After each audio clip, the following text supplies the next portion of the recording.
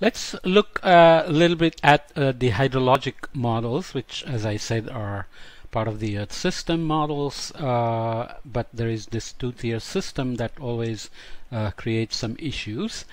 In general, hydrologic models are split into stochastic model, deterministic model. So obviously you can imagine this is got a statistical character based on observations. Certain parameters are derived, and these are better at forecasting because they are deterministic models, and they have a spatial discretization. So just like we looked at the atmospheric models, they are either lumped, so the entire watershed, let's say, may be treated as one bucket with input, output, precipitation, storage, soil moisture, groundwater, and runoff, etc.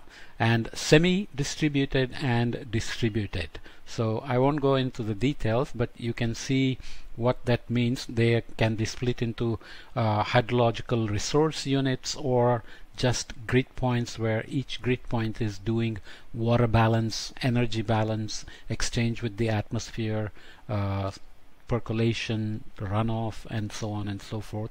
And some models focus on process descriptions, which could be empirical. So let's say how a stream flow is created over a watershed, could be conceptual, could be physical, and so on. So I'm again not going to go into great details, but looking briefly at what we mean by deterministic models.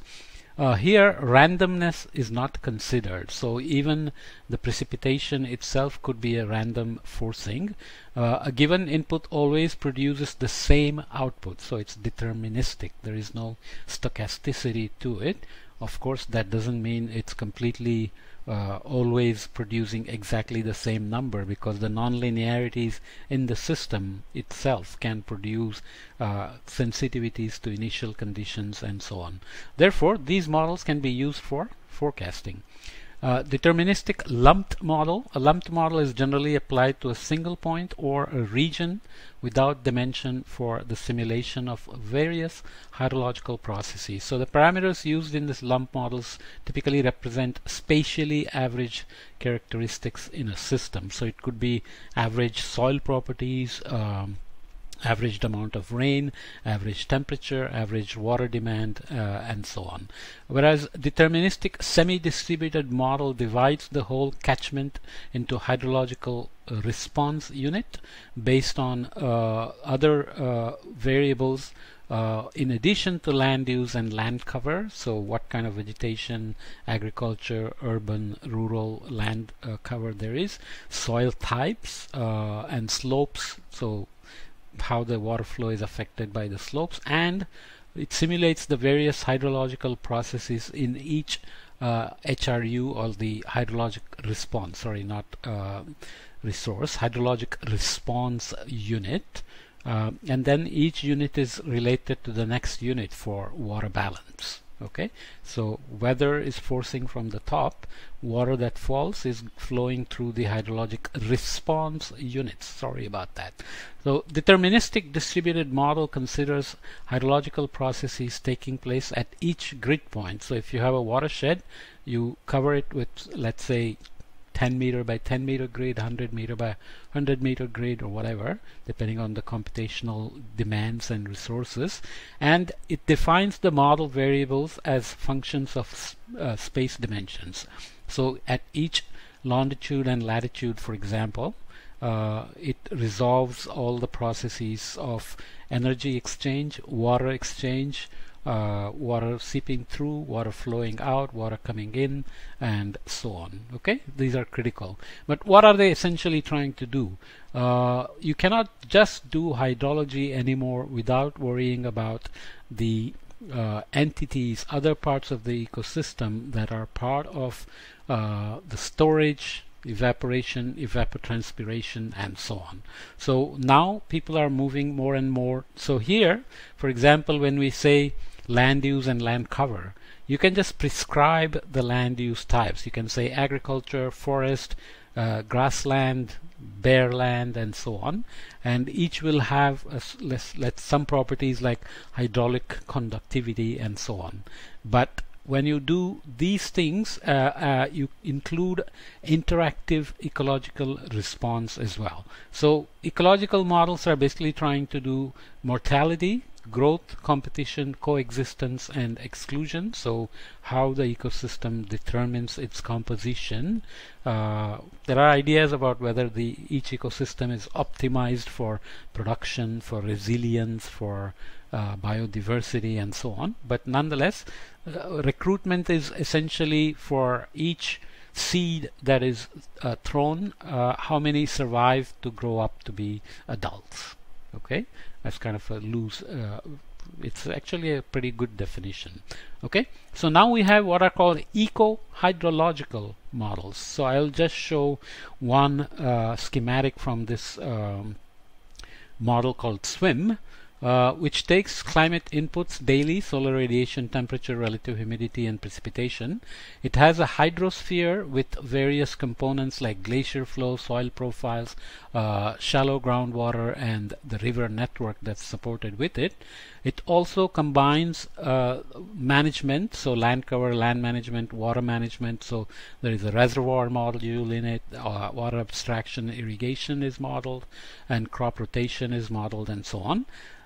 These are not easy to do. Water abstraction and irrigation data is needed desperately, let's say at daily time scale, to do these sorts of models, but it's not always available.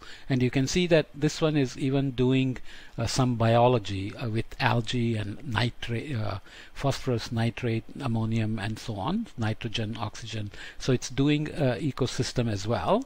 And obviously they have a vegetation module because it's an eco-hydrological model, and it has a soil module called pedosphere. So you can see quickly it gets very complicated but very important. The point always is that this also includes carbon cycle, so carbon storage and carbon exchange with the atmosphere, organic matter flow through the rivers, etc. are done. But the uncertainties, that's what critically matters, because there are literally thousands of parameters that go into these that are based on data, which is very sparse, and process understanding, which is always trying to be improved. Okay, so this looked at vulnerable populations in 6 Asian countries, so trying to do this remembering that the hydrologic flows don't observe international boundaries. Rivers cross international boundaries, right? So there are area-based ecological models, which are the examples are the community land model, TRIFID, LPJ, IBIS. They are used in IPCC assessments, and this is like needle leaf tree, broadleaf tree, C3 and C4 type of plants, grasses and plants, which we haven't talked about much, but essentially it's the number of CO2 molecules involved, and they have evolved over time to respond better to low levels of CO2 in the atmosphere and high levels and temperature changes and so on. There is bare ground, there are shrubs, so you can see how it can be applied at a global scale. The pros of this approach is that they are deterministic, they are computationally efficient, and they are the default models in Earth system models. So they are usually called land models, not so much vegetation or ecological models. The cons are that they are one average tree per plant type, so you have that problem there. No height structure, so the boundary layer interactions are not well represented, and there is no light competition. If you don't have a height, you cannot really add effectively light competition. So the latest approach are called dynamic global vegetation models, which take again climate data, location data, changes in biome types, carbon balance, water balance, and so on as the outputs, going through the physics, the physiology, and the ecological dynamics. So here You can in fact do competitions between C3 and C4 plants with climate change. As tropics expand, CO2 changes. You can actually do the dynamics of vegetation in terms of competition, so mortality, growth, competition, coexistence, exclusion, recruitment. So these that look so simple and fundamental are not so simple, but they are better done, let's say, in these models. Okay, not all Earth system models represent the dynamic vegetation right now, but more and more models are beginning to include them, especially because to go between emissions in terms of gigaton carbon to concentrations, you need to run the carbon cycle, and that includes vegetation. So remember the biophysical and biogeochemical feedbacks. That loop can only be done with having such details of vegetation dynamics and its response and feedbacks.